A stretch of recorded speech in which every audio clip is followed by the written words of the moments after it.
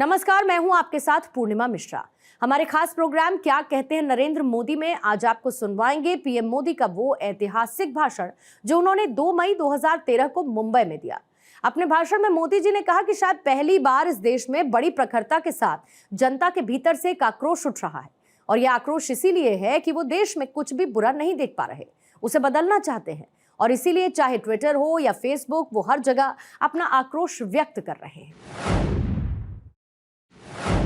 एक बात सही है कि हमारे देश में राजनीति अपनी जगह पर चलती रहती है।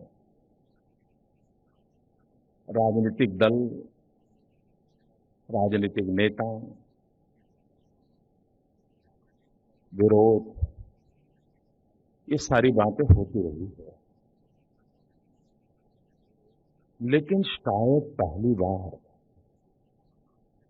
इस देश में बड़ी प्रखरता से साथ जनता के भीतर से एक आवाज उठ रही है, एक आक्रोश की अभिव्यक्ति हो रही है। जिन्हें जहां जगह मिलती है, अगर ट्विटर पर मिले तो ट्विटर पर, फेसबुक पर मिले तो फेसबुक पर, जंतर मंतर जाकर के चिल्ला सकता है तो वहां चिल्ला करके, जहां उसको मौका मिल रहा है वो अपना आक्रोश व्यक्त कर रहा है। और ये आक्रोश कुछ लेने के लिए लोग नहीं कर रहे हैं, ये सबसे बड़ी बात है। हमारी मांगों पूरी करो ये कहकर के चलने वाले आंदोलन, उसके लिए चलने वाली लड़त बहुत होती है। लेकिन शायद आजादी के बाद बहुत ही कम ऐसे उदाहरण मिलेंगे जो इन दिनों नजर आते हैं कि लोग देश का बुरा नहीं देख पा रहे हैं और इस परिस्थिति को झेल नहीं पा रहे हैं। सारे आक्रोश के भीतर की कथा लोग देख रहे हैं, नैया डूब रही है, परेशानी महसूस कर रहे हैं।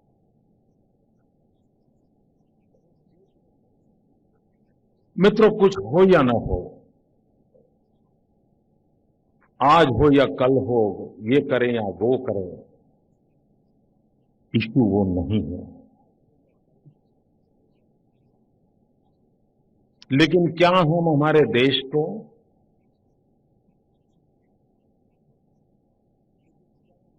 इस अवस्था में देखते रह जाएंगे क्या? क्या एक नागरिक के नाते क्या समय की मांग नहीं है? क्या हम इस परिस्थितियों के पलटने के लिए माहौल क्रिएट करें, एक ऐसी अवस्था पैदा करें, संगठित रूप में करें?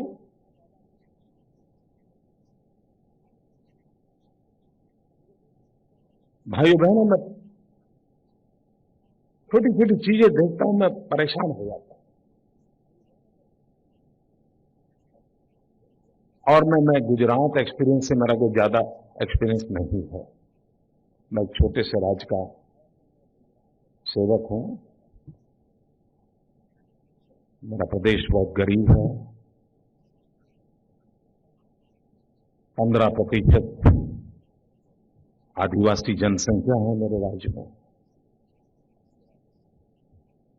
मेरे राज्य में 12 मास बहने वाली नदियां नहीं हैं। मुश्किल से तापी और नर्मदा के भरोसे हम गुजारा करते हैं। हमारी स्थिति यह है कि बहुत बड़ा रेगिस्तान है हमारे पास, और उधर पाकिस्तान है।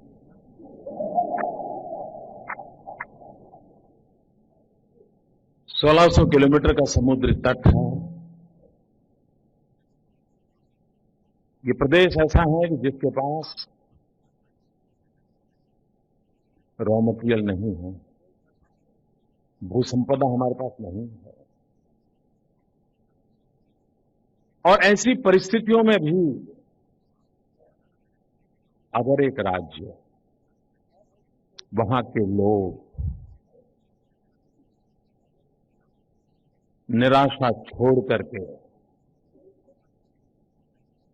आत्मविश्वास भरी हुई मन के साथ अगर स्थितियां पलट सकते हैं, अगर 6 करोड़ गुजराती कर सकते हैं, तो 125 करोड़ देशवासी भी कर सकते हैं।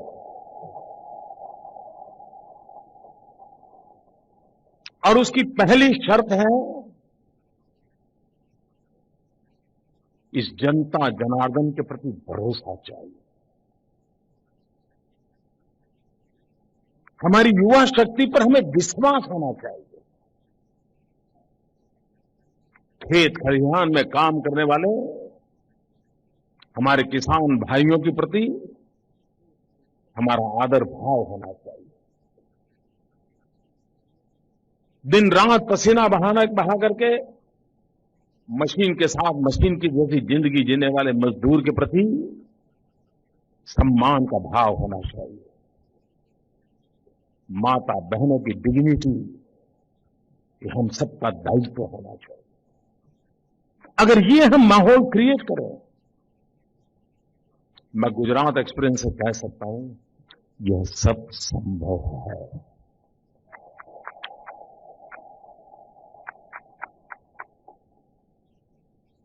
हमारे पास कोई डायमंड की खदान नहीं है, लेकिन आज दुनिया में 10 में से 9 डायमंड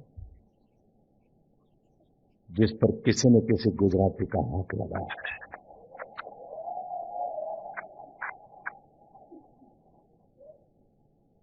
दुनिया का कोई भी धनी व्यक्ति उसके शरीर पर अगर डायमंड होगा तो विश्वास कीजिए वो डायमंड वाया गुजरात आया होगा।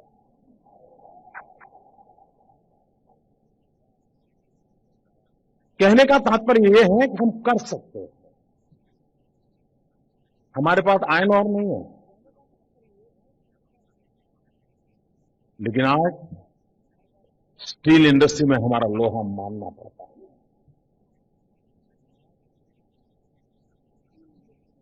हम भी निराश होकर के बैठे सकते हैं कि आप क्या करें भाई, पानी नहीं है तो ठीक है, जब बारिश आएगी तब कर लेंगे। नहीं, पता है ईश्वर ने व्यवस्था की है, हमारे पास नहीं है पानी, तो रोते बैठेंगे क्या?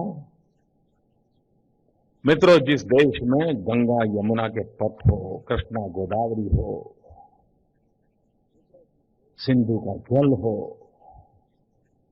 सब कुछ हो, उसके बावजूद भी देश का एग्रीकल्चर ग्रोथ 2%, 3%, 2%, 3%। अगर एग्रीकल्चर ग्रोथ नहीं होगा तो रूरल इकोनॉमी को बल नहीं मिलेगा। और इस पूरे अर्थचक्र को गति देनी है, उसको बल देना है, तो हमें गांव के व्यक्ति का परचेजिंग पावर बढ़ाना पड़ेगा। गांव के नागरिक की खरीद शक्ति बढ़नी चाहिए। और गांव के नागरिक की खरीद शक्ति तब तक नहीं बढ़ती है जब तक कि हम एग्रीकल्चर ग्रोथ में हम सारी स्टैग्नेंसी को तोड़ करके बाहर नहीं निकलते। और इसलिए गुजरात ने अपने विकास के मॉडल को जो पसंद किया है, उसे 3 हिस्सों में बांटा है। 1/3 agriculture development, 1/3 manufacturing and 1/3 service sector. यहां बैठे हुए सब लोग जानते हैं कि जब 1 मई 1960 गुजरात और महाराष्ट्र अलग हुए, उस समय के अखबार निकाल दीजिए, क्या बयान आते थे? बयान यही आते थे, क्या होगा गुजरात का, ये कैसे आगे बढ़ेंगे, इनके पास है क्या, कोई नेचुरल रिसोर्सेज तो है नहीं, करेंगे कैसे? ये चर्चा उस समय का अखबार देखिए। और एक समय था हम लोगों की छवि क्या थी गुजरात की? We were a trader state. एक जगह से लेते थे, दूसरी जगह पे देते थे, बीच में निकालते थे। यही था हमारा। आज उसका कैरेक्टर पूरा बदल करके एक मैन्युफैक्चरिंग स्टेट बन गया। मित्रों, गुजरात की छवि थी अकाल पीड़ित राज्य की, वाटर स्कैर्सिटी वाले स्टेट की, एग्रीकल्चर ग्रोथ की कोई कल्पना नहीं कर सकता है।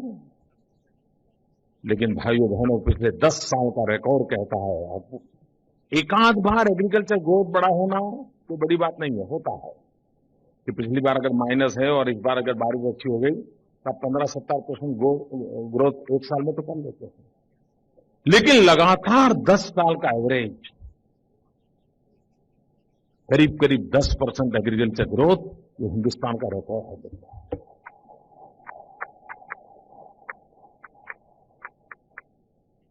पानी नहीं था तो हुआ कैसे?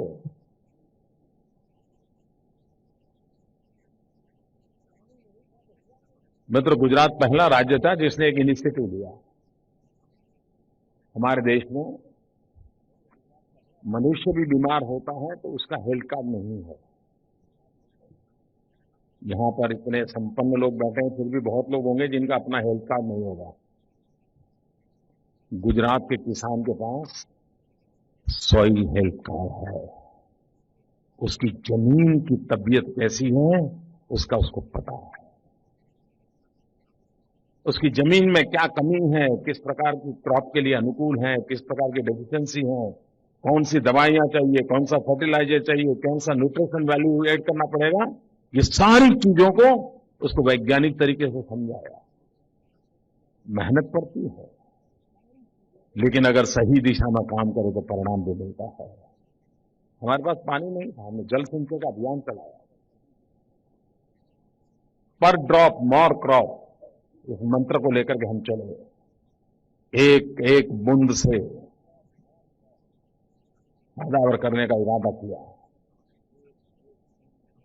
गुजरात की 40-45 साल की यात्रा पूरे राज्य में कोई 1200 हेक्टेयर भूमि में ड्रिप इरिगेशन था 40 साल में। पिछले 10 साल के अंदर जो हमने काम किया उसका परिणाम है आज 9 लाख हेक्टेयर भूमि में ड्रिप इरिगेशन है।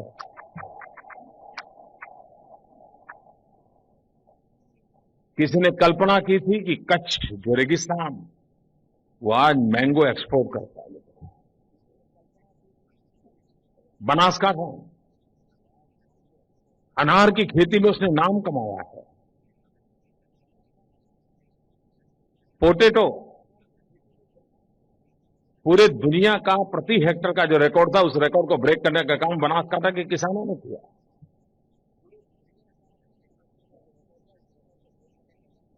मूलभूत चीजों को अगर हम एड्रेस करें, और इसलिए हम जो अनेक प्रकार के इंफ्रास्ट्रक्चर की चर्चा करते हैं उसमें एग्रो इंफ्रास्ट्रक्चर ये बहुत बड़ा महत्व का काम है। उस विषय में हमारी बड़ी उदासीनता रही है देश में। जिस प्रकार से एग्रो इंफ्रास्ट्रक्चर की जरूरत है, इस प्रकार से एग्रो टेक्नोलॉजी की तरफ जाने की जरूरत है। हम आने वाले दिनों में उस पर बल दे रहे हैं। आज अगर इजराइल के अंदर 2 साल में एक बार जब एग्रीकल्चर फेयर लगता है, हमारे देश के हजारों किसान करोड़ों रुपया खर्च करके इजराइल जाते हैं देखने के लिए। अब ये कोई रॉकेट साइंस है कि इजराइल में ही हो सकता है। हमने तय किया है 2014 में हम गुजरात में ग्लोबल लेवल का एग्रोटेक फेयर करने वाले हैं।